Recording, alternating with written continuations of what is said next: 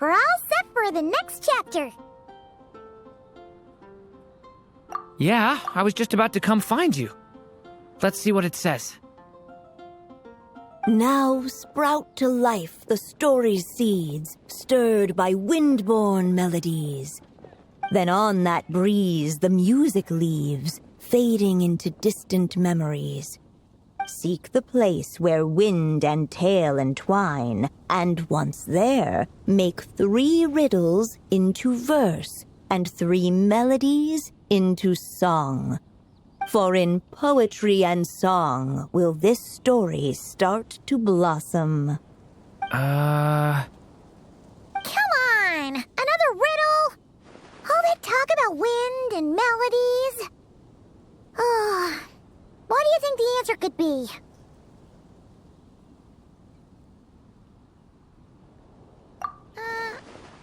Oh! Care to elaborate? Wind, music, poetry. Tone-deaf bards gotta know the answer. You mean Lord Barbados?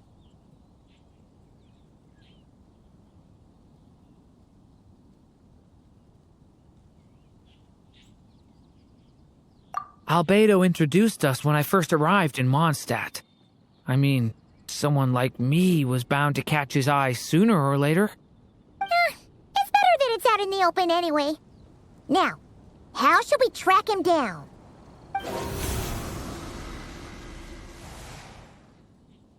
I'm pretty sure he's already caught wind of what's going on here. Why don't we just see where the wind takes us? Right. He definitely makes it easy to forget he's a real god sometimes.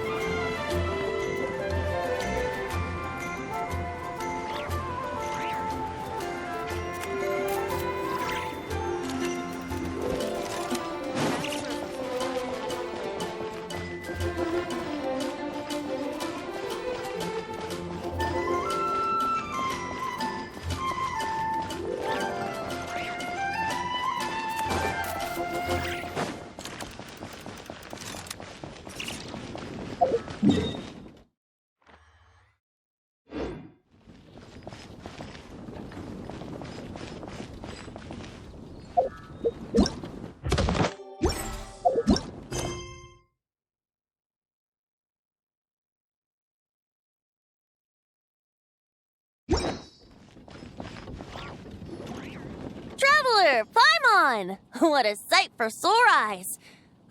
And the little dragon from the fairy tale world. I heard your voices calling out to me on the wind.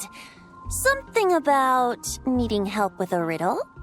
Sorry to disturb you, Lord Barbados. Disturb me? Not at all! To tell you the truth, I'm just as curious about this riddle as you are. Let me take a look.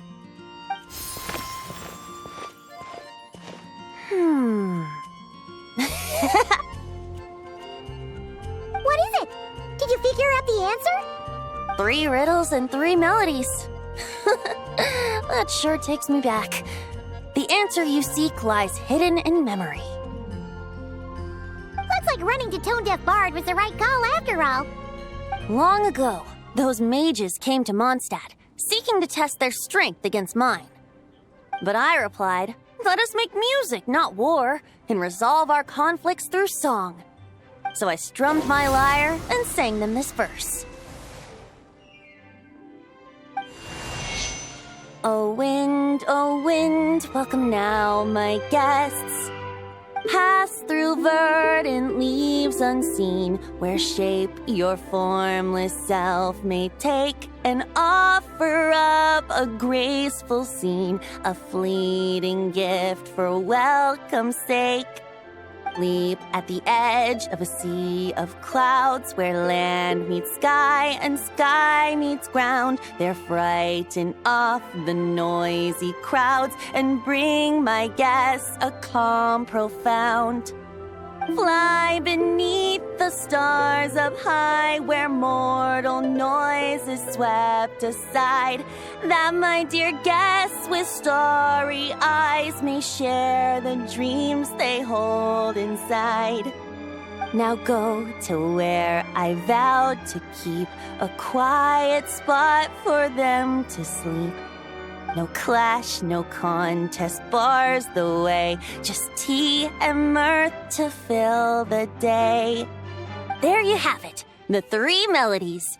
As for the answers to those 3 riddles, I trust you can guess them by now.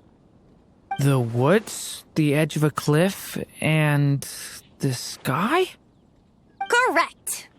Funnily enough, your mother was also the first to solve it, all that time ago. There must be some kind of special rapport between those who write stories and those who sing them. The woods, a cliff, and the sky. Oh! So that's where it is! I suppose the spot that answer points to is where you're headed next. You should know, after solving my riddle, the mages even accepted my proposal and made that location their official meeting spot. And going by what your book is suggesting, once you found it, you might want to try playing the melody I just shared with you. Guess you can be pretty reliable when it counts, huh, great animal Archon? Thanks for the help, Lord Barbados. Still got questions for me, huh?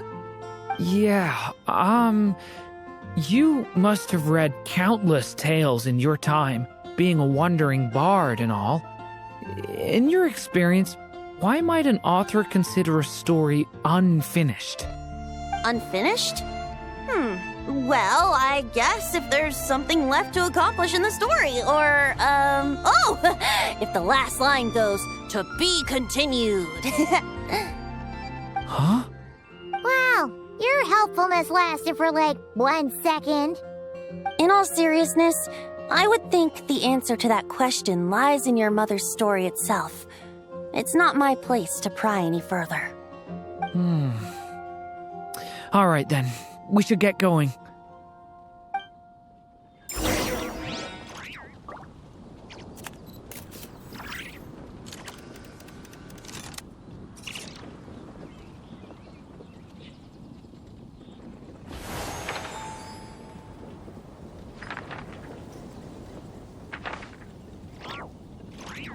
I wonder when their next meeting will be.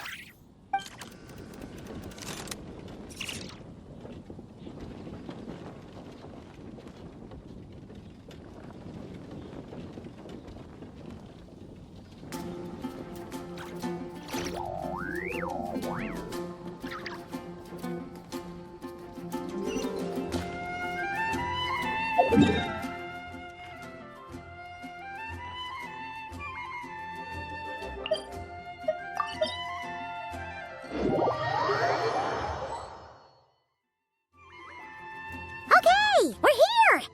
Now, we just need to play the 3 melodies, and we should be able to gather the memories for the next chapter, right? A musical performance? Out of all the things Miss Lisa has taught me, that's the one I'm worst at.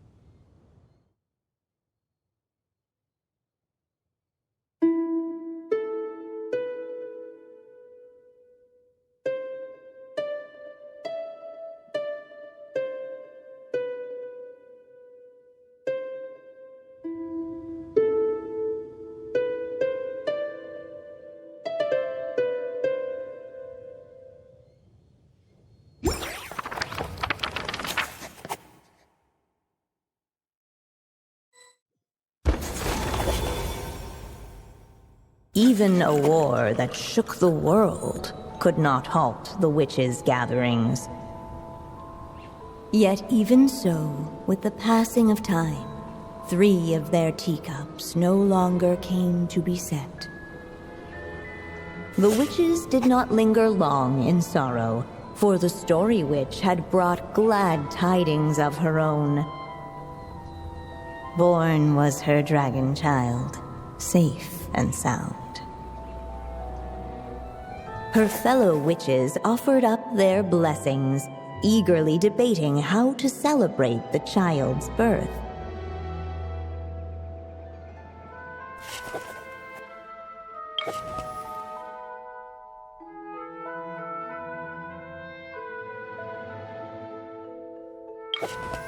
In the end, they settled on the most vibrant balloons they could find. After all, what could be more joyous than the arrival of new life? And so, the witches' gathering turned into a birthday celebration.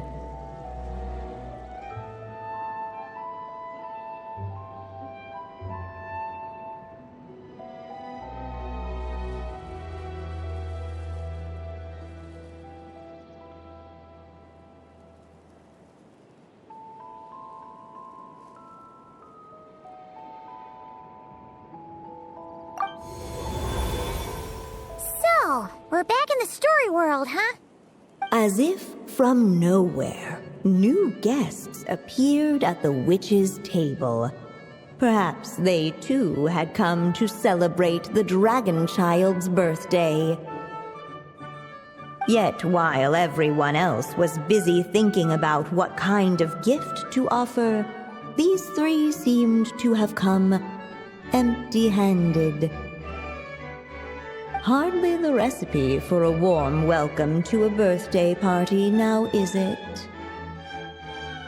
A gift? Hey! What's this all about? We only just found out this was a party! While the guests voiced their complaints and grievances, perhaps they should have been wondering what kind of gift to give instead. So, we need to bring a gift to advance the story? Where are we supposed to get something like that? Perhaps it would be a good idea to have a look around. Why didn't you just say so?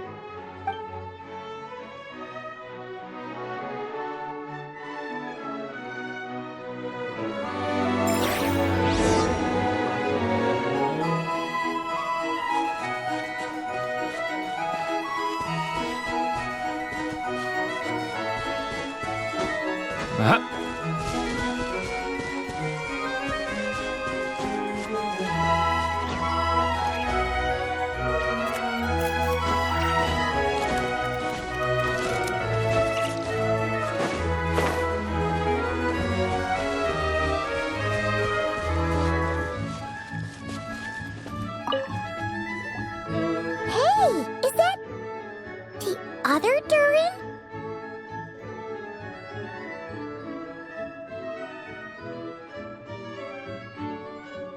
Hey, Mini Durin! Nope, no reaction. Seriously, did he doze off at his own birthday party? Brought to life by the witch's magic ink, the dragon child played with animated glee each time the tip of her pen danced across the page. Yet she could not spend all her time writing. For the upcoming witches' gathering, she had no choice but to set down her pen. But before doing so, she wrote one last line. So did the child drift off into blissful slumber.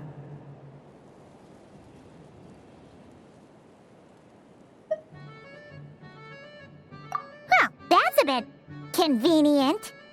Strange. I don't remember ever being at any of the mages' gatherings. When exactly was this birthday party supposed to have happened? No wonder you don't remember. From the looks of it, you were probably fast asleep at the time. The witches went on chatting away, ignoring the empty-handed guests.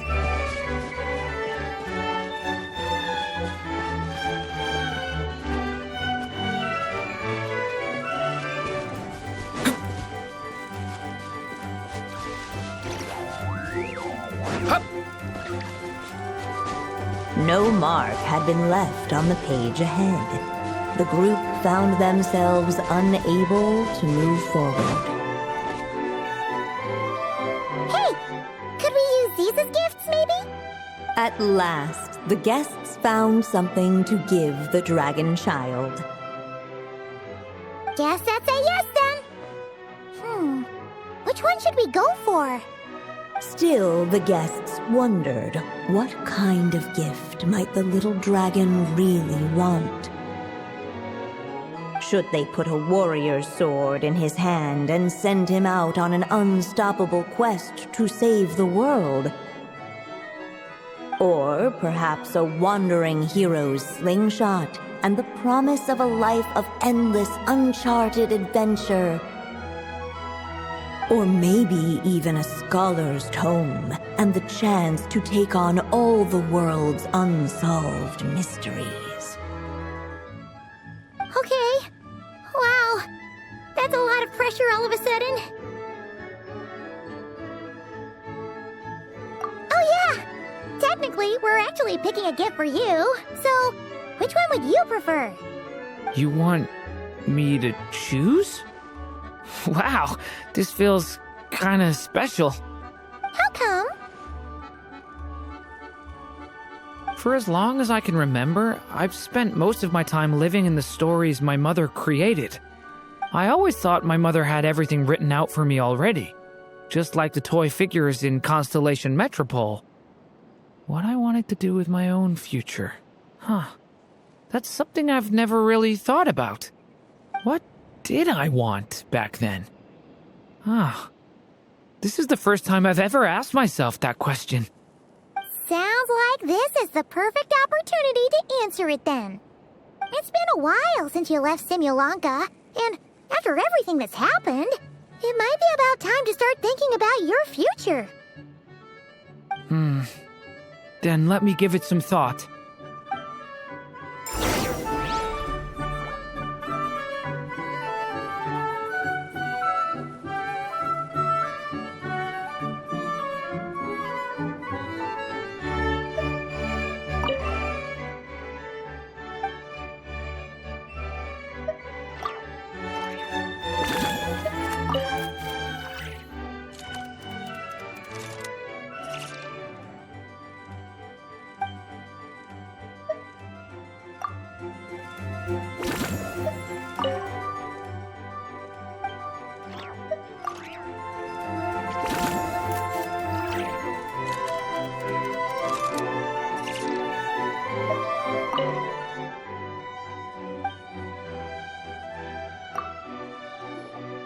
In the end, the guests settled on the scholar's tome. So you're the scholarly type, huh? I just feel like I should learn more about the way the world works. What makes you say that? I'll give you an example. Did you know that in Mondstadt, using fire to catch fish is a punishable offense? I thought she was just teaching me regular hunting techniques. It was only after Master Jean caught me and sent me to solitary confinement that I realized I'd misread the situation. So much of what's considered common knowledge in your world just wasn't in Simulanka. So I have to learn, or I'll keep causing trouble for everyone else. Paimon's not sure that counts as common knowledge.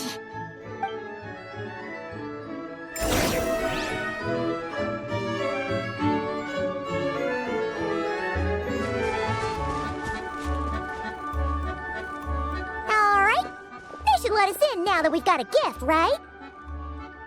Hello there. Brought a gift this time. The newly arrived guest presented his gift, wishing the little dragon a future as a wise and accomplished scholar. Accepting the guest's blessing, the Story Witch invited him and his friends to take their place around the table. Finally, she could introduce them all to her dragon child, telling all in attendance about the moment of his hatching, and of course, the name he'd been given. It was then that the Seer Witch, diviner of the stars, withdrew her gaze from the heavens and turned a sorrowful glance upon the little dragon.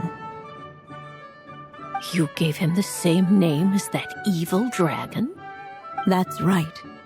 But the life I intend for him shall be very different.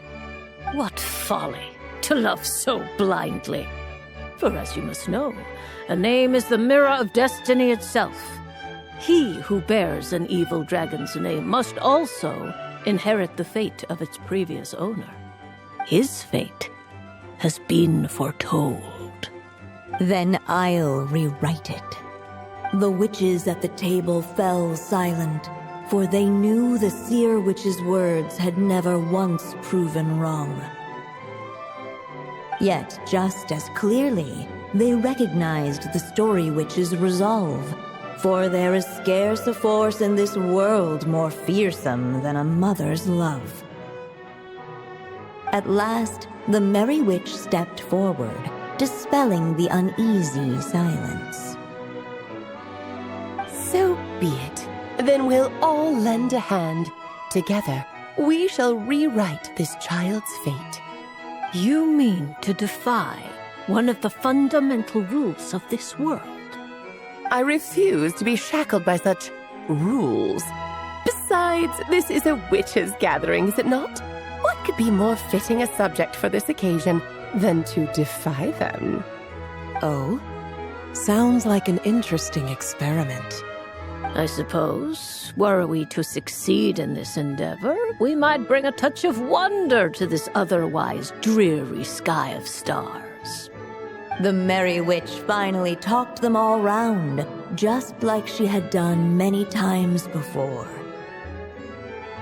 Warm and strong as the sun she was, so much so, in fact, that those who her light shined down upon had no choice but to bask in it.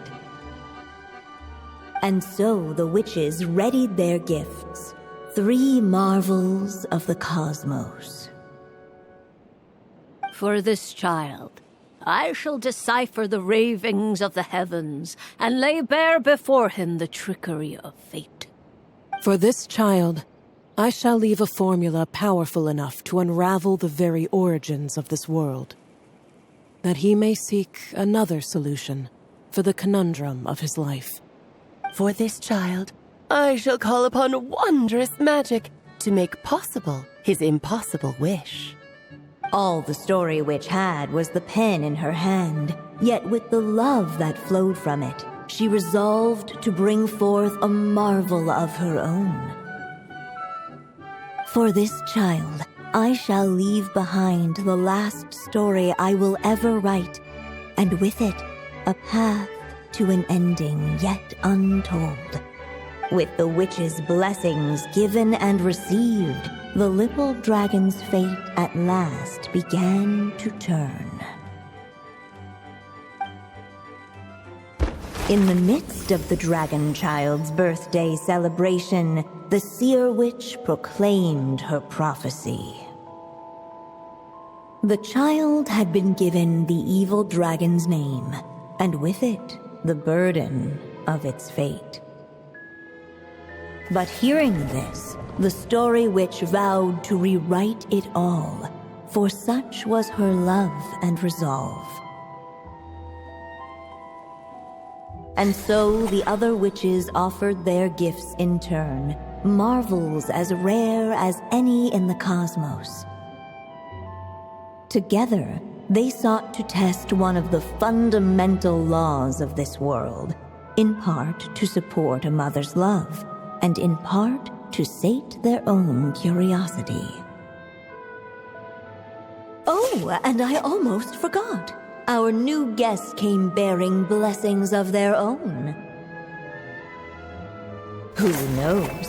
Perhaps this extra dash of wisdom might be all the little dragon needs to change his fate.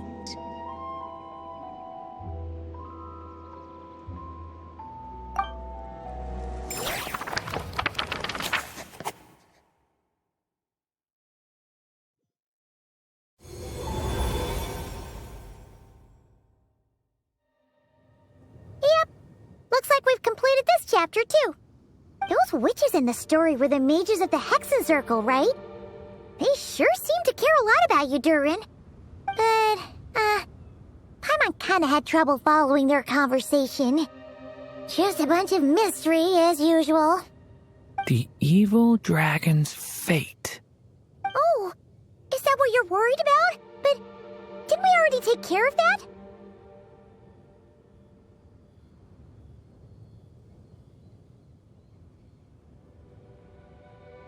Ah, the mages must have had a hand in that, too. Also, I was just thinking, which part of the story are we even meant to be completing? Oh,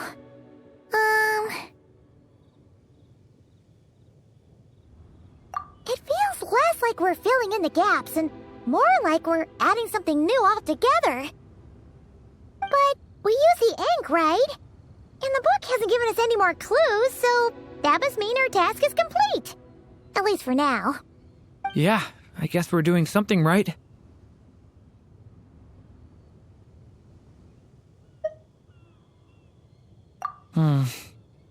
Maybe I'm overthinking things. It's just, this is my mother's final wish, so I don't want to mess it up. Anyway, thanks for all your help.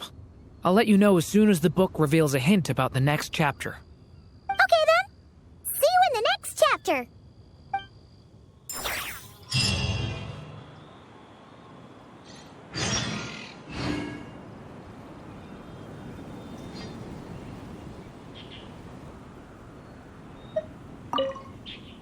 I think I'm gonna stick around, take my time reading through this book. If you feel like jumping back into the story, just come find me.